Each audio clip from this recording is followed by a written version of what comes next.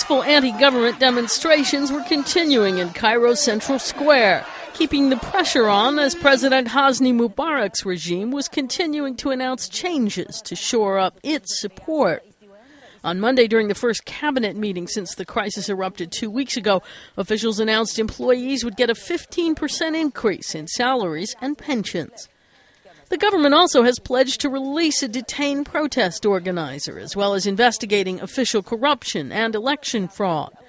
Across the capital and the country, life was starting to move toward a more normal routine after grinding to a halt at the height of the protest movement. Traffic was flowing again as gasoline stations were pumping and businesses were busy. Shops were opening their doors and customers were headed to post offices too, as well as banks, although Egyptians desperate for cash formed long lines at some financial institutions. The country's stock exchange said it would resume trading Sunday. But for some, it was still not business as usual. Hundreds were marching in a symbolic funeral procession for an Egyptian journalist who was killed in violence that had erupted last week. The crowds carried a mock coffin for reporter Ahmed Mohamed Mahmoud.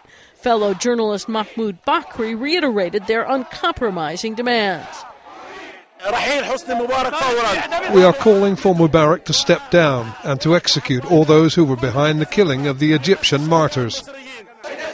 Street protesters may say they won't go unless the president does, but the stream of concessions announced by Egyptian authorities seems to indicate the regime believes it can ride out what remains of an unprecedented storm of unrest. Karen Sloan, The Associated Press.